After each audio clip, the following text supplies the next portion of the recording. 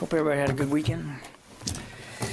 Just a couple of things off the top. I think you know that today is Gold Star Spouses Day, and I know many of you know some Gold Star spouses and the sacrifice that they and their family have undergone in these last 20 years of war, particularly.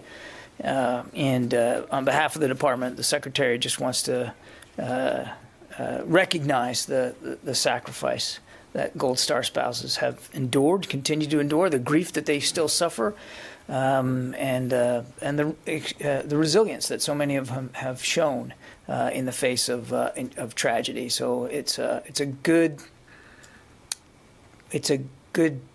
day to stop and think about what these families have done for our country and what they continue to do for the country.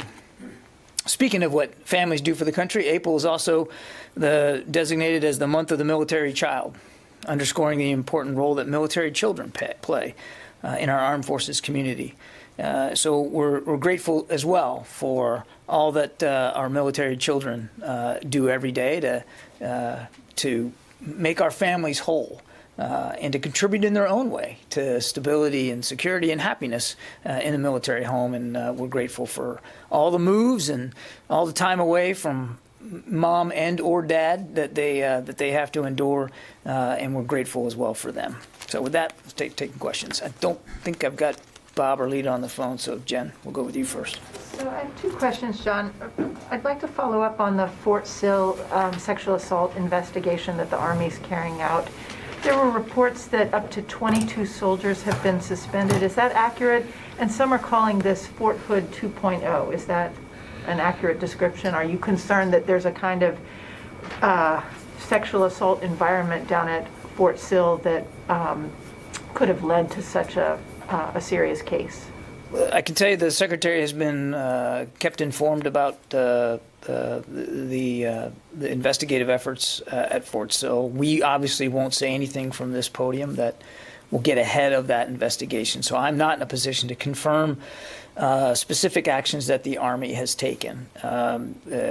The Secretary knows that the Army and Army leadership is taking this incident seriously, and as I said, he's being kept apprised. But it would be really imprudent for us to talk to any specifics about the case being evaluated, as well as jumping ahead and speculating as to where this investigation is going to go and what it might portend or what it might say, more broadly about Fort Sill. The only other thing that I would add is that he knows, the Secretary knows, that Army leadership is providing the necessary support to the victim and to the victim's family. And separately, there have been new reports about Russian activities in the Arctic, including some satellite imagery that show new bases, testing of weapons. How seriously concerned is the Pentagon about, have you seen any tests of hypersonic weapons, or what are the dangers of the kind of unregulated testing that's taking place? How concerned are you about Russia's activities in the Arctic? Well, without getting into specific intelligence assessments, obviously we're monitoring it very closely. Nobody wants to see the Arctic as a region become militarized. We obviously recognize that the region is key terrain that's vital to our own homeland defense and as a potential strategic corridor between the Indo-Pacific, Europe, and the homeland, which would make it vulnerable to expanded competition, if you will. We're committed to protecting our U.S. national security interests in the Arctic by upholding a rules-based order in the region, particularly through our network of Arctic allies and partners who share the same deep mutual interests that we do in exactly that order. But I won't talk to specifics in terms of how we assess what's going on there. So you can't say whether Russia's broken any treaties there?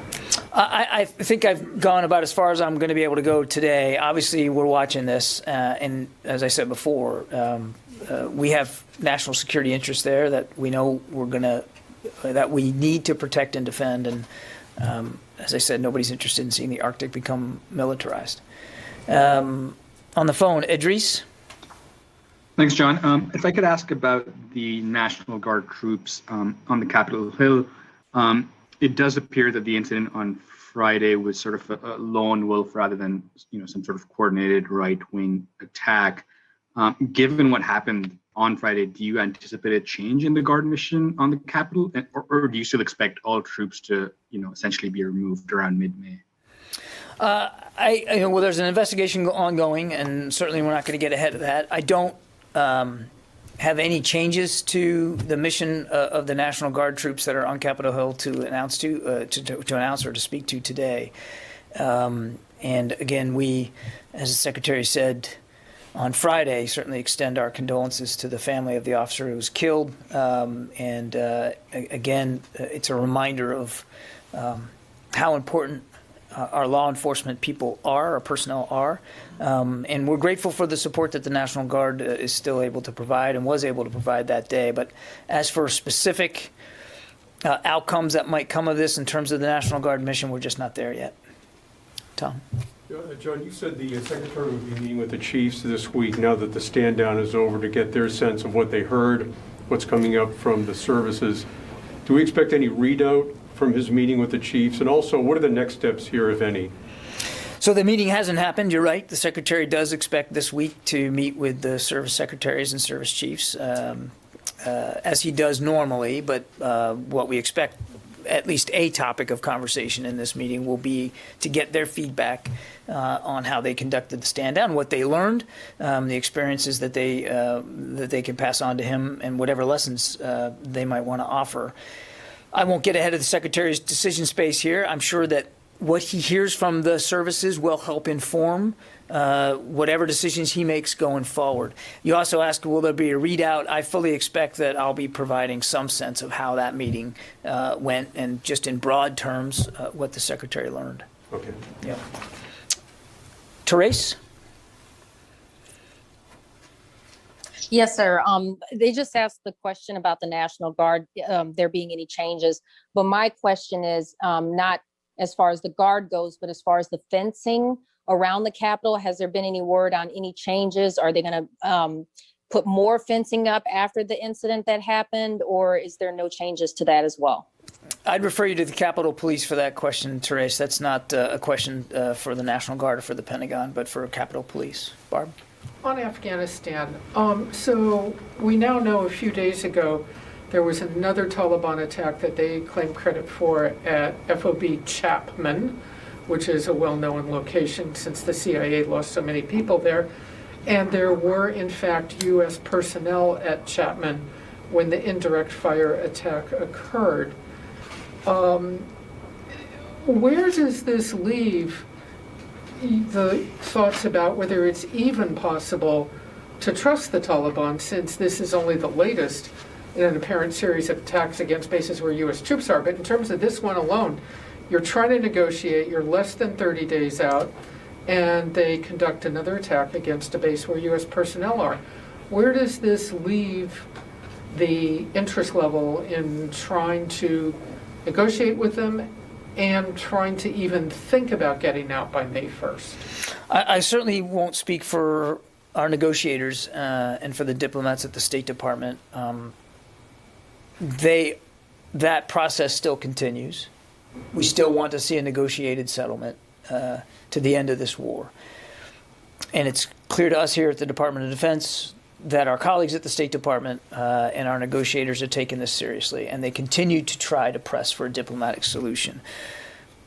I think clearly, as the President himself has indicated, it's going to be tough to meet May 1st as a deadline for the complete withdrawal. Logistically, just tough to make. That said, the review is ongoing. The President hasn't made a decision one way or the other about force levels in Afghanistan or missions in Afghanistan. And as the Secretary himself said when we were in Kabul just a couple of weeks ago, that he's confident that whatever the decision is, if that decision involves a withdrawal, that General Miller and General McKenzie will be able to do so in a safe, orderly, and effective way. Let me follow up on 2 points. Still, the Taliban are now openly attacking bases where U.S. personnel are located. Does that concern you? And you also just said there hasn't been a decision on missions. Is the actual On follow-on or future missions. I mean, they're still conducting the mission that they've been assigned now. Is that mission open to being rethought in this process of some other mission in Afghanistan than what you're doing now? I won't get ahead of the Secretary's decision-making. And how concerned are you now, given what happened at Chapman just a few days ago, while these negotiations are going on, that they're continuing to attack bases where U.S. personnel are located? Obviously, we all think the violence is too high, and the Secretary has said that himself. And clearly, this the attack on forward operating base Chapman is of concern. And I want to correct my last answer to you. I said I wasn't going to get ahead of the Secretary's decision-making. I meant to say the President's decision-making. The President gets to make this decision. That was my bad. Yes, ma'am, in the back. I have 2 questions. First, do you have concerns regarding the situation in Jordan, the stability of the kingdom, and also did you reach out to any of the Jordanian officials? The second question, I understand that there's no decision about the troop level in Iraq, but can you please update us on when or where we are in the process? Did the Secretary present his recommendations yet to the President? Is the President now like that he needs to make the decision? Where are we in this process? As for the President's decision-making process, I would refer you to my colleagues at the White House to speak to that. And I certainly am not going to make it a habit of speaking here publicly about the Secretary's counsel or advice to the Commander-in-Chief. That's just not something we're going to publicly speak to. There's still a review ongoing. The President hasn't made a final decision about troop posture in Afghanistan. We're still very much executing to the mission that we had been assigned and what our troops are still there executing. And if and when that changes, then we'll adjust. I won't get ahead of that process. On Jordan, obviously, we're watching the situation closely. It's really a question better put to the State Department. The U.S. government has been in touch with Jordanian officials. We have a very strong military-to-military relationship with the kingdom.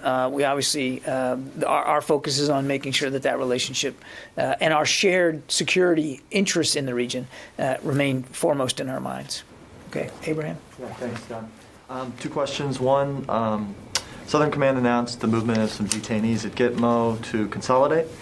So I wanted to ask if the Secretary has any update regarding the NSC process, evaluating how Guantanamo Bay Detention Facility might be closed. DoD presumably has a role in that. Can you describe what DoD has been doing for the past 2 months regarding that process? And then separately, can you talk at all about the Russian troop buildup on the Ukraine border? Has there been any determination made as to if that is training, if that is offensive? Do you have anything new to report about that? On Gitmo, the Secretary fully supports President Biden's desire to close the facility, to close the detention facility there. The thinking behind that, the process of reviewing how to do that is one being led by the National Security Council and by the White House, and so the Secretary provides his views and in his council, and I won't get ahead of that process over there. But clearly, the Secretary agrees that it's long past time to close that detention facility. Your second question, I knew I was going to forget. Oh, Russia-Ukraine, right? Russia-Ukraine. I don't have any additional assessments to talk to today. As you know, we're not going to speak about intelligence matters. The Secretary, as you know, was in touch with the Minister of Defense of Ukraine, and he pledged in that call, and we pledged publicly to standing up and supporting the territorial integrity of Ukraine and calling on Russia to respect that territorial integrity. A couple quick follow-ups. Is the Department of Defense sharing intelligence with Ukraine to assist them in that process? I won't talk about intelligence issues from the podium. And then on Gitmo, Presumably, DoD is doing something on that review, or is this fully handled by NSC? No. Of course, we have a role to play, as I said, and we're a participant in that discussion. There's no question about it. But I simply won't get ahead of our colleagues at the White House in terms of how that process is ongoing. Thank you. Okay. Peter, Lowy.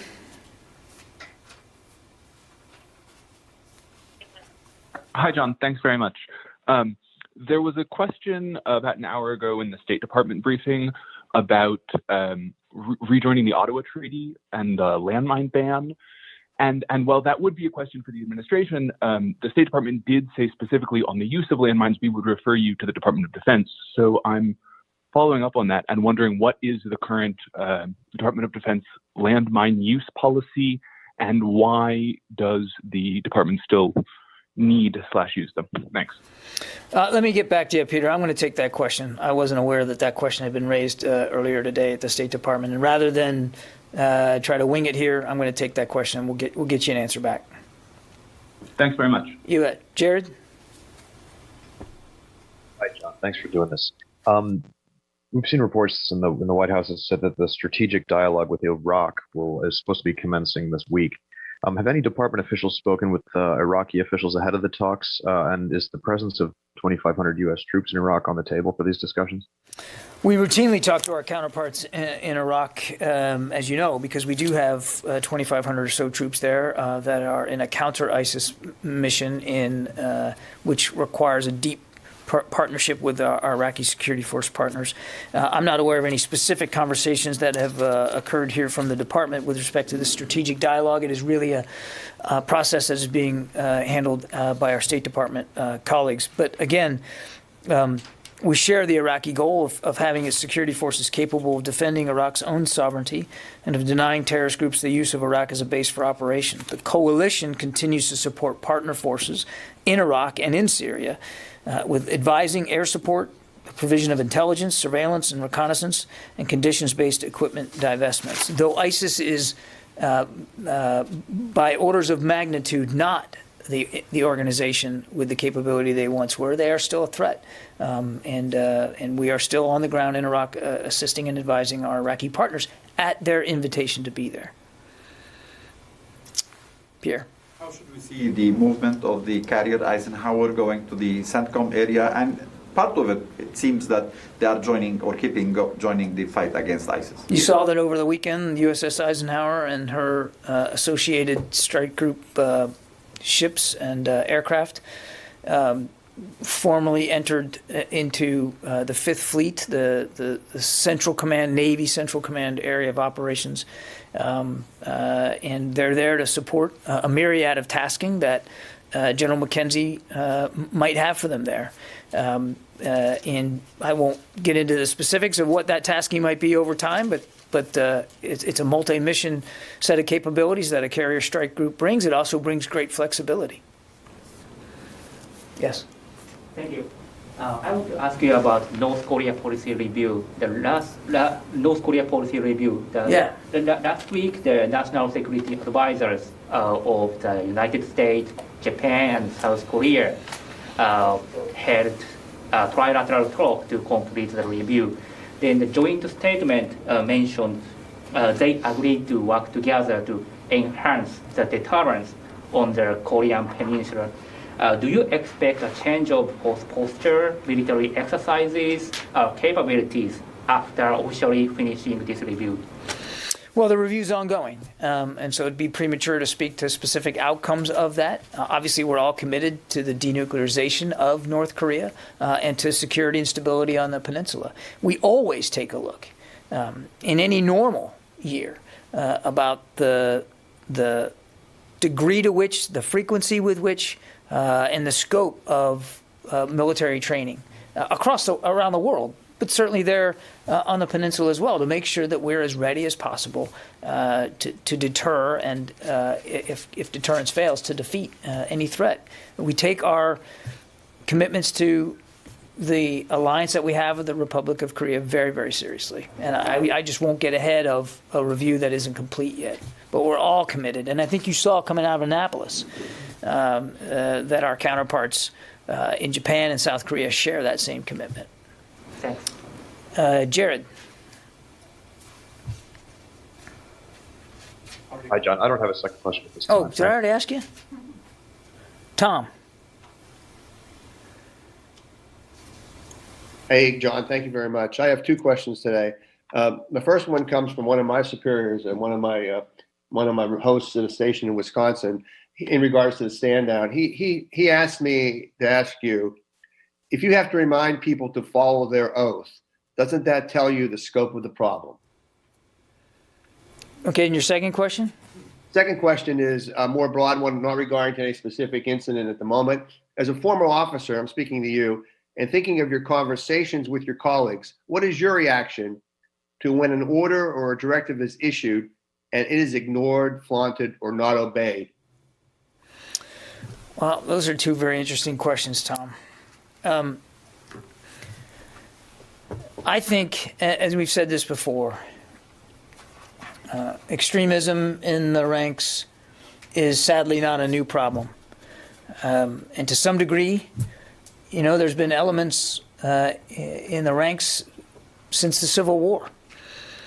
And what happened in early January, as I've said before, was something of a wake-up call for all of us here in the Pentagon, given that there was a population of veterans and at least one reserve officer that we know of that participated in an attack on the Capitol while Congress was in session, conducting the people's business. And so it would be irresponsible for us not to take that seriously. And as for the oath, well, first of all, to your other question about what does it say about the scope, we don't understand the full scope of the problem. That's one of the things we're trying to get our arms around is how deep, how broad, and how menacing the problem might be inside the ranks. We think it's probably less than what the headlines might suggest and more than what we're comfortable with. But as the Secretary said, even a small number can have an outsized effect on morale and cohesion. And certainly the behavior that this kind of ideology could espouse could have a direct impact on good order and discipline, as well as the safety of our teammates. We make no apologies for taking time over the last couple of months to pause and consider the oath that we take. And asking during the stand down for people to reconsider that oath isn't an indication that the vast majority aren't. Quite the contrary. In fact, the Secretary has made that very clear. 99.9%, he says, serve with honor and dignity and character and respect that oath. But that doesn't mean it's wrong. It doesn't mean it's wrong to take a moment out and read it again, and revisit it. There's some great active verbs in that oath. And maybe just focusing on some of those verbs is a good thing. It's a healthy thing.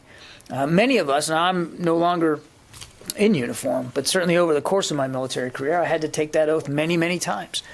And every time, even when I attended a promotion ceremony where I wasn't the guy being promoted, when it was being given to the individual being honored, I still took a moment to just think about those words and what they mean. It's a promise to the American people. And it's a promise to support and defend a founding document. And there is absolutely nothing wrong. In fact, there's everything right about taking a few moments out and reconsidering it. And the fact that we did this during the stand down and we asked people to reconsider it isn't an indication of lack of faith or trust in them. It's quite the contrary. It was a chance to revisit that faith and confidence. And then, I'm sorry, your second question was more personal about me. What was it? Well, it's about you and other officers. You know, when you give an order or give a directive, and that order is ignored or flaunted by the troops or those in the ranks, what is the reaction of the officer corps or an officer? I mean, that's a question that I don't think, I have anywhere near the requisite time here today to talk about, Tom. I mean, one of the foundations of military service is the importance of the chain of command, and the duty that all of us have when I was in uniform to obey lawful orders given by your chain of command. And when those orders aren't obeyed, there are repercussions for that. some more serious than others, given the order, given the circumstances, but there's certainly repercussions for that. It's, again, lawful orders being obeyed promptly and effectively is one of the hallmarks of military service. It's one of the things that makes us so effective on the battlefield and effective off the battlefield. It's something that we all take seriously. Thanks a lot. Dan. You mentioned veterans being involved in the January 6th events. Has the department been in discussion with either veterans groups or the Department of Veterans Affairs to try to get at that aspect of the problem, since obviously you don't have authority over former service members? We don't. You're right. We don't have authority over over veterans. I know that Secretary Austin and Secretary McDonough have had a conversation about this general problem. I would refer you to the VA for their thoughts on this. But we do have purview while individuals are still in the ranks. And one of the things that we're looking at is, what are we doing to help prepare them for the transition to civilian life? And we know that some of these groups are actively recruiting veterans because they know they have leadership skills, they have weapons training, they are good organizers. And so we're asking ourselves, what are we doing to better make sure that as we prepare for future veterans, that they're able to make that transition in an informed, educated way about who and what is waiting for them on the other side. Barb. Can I just ask a quick question about hypersonics? Well known, the Air Force is about to test its first hypersonic air-launched missile. And you've seen the Russians and the Chinese devote a lot of their funding to developing hypersonics. How important are hypersonics that go 5 times the speed of sound for the U.S. military? It's an important capability that, as you rightly pointed out, Barbara, we are involved in exploring and in resourcing and better understanding the research and development side of this. Again, I won't get into specifics here other than to say we're mindful of the importance of this capability, and we're also mindful of the pursuit of this capability by other nation states that would potentially challenge our national security interests. Okay, thanks everybody.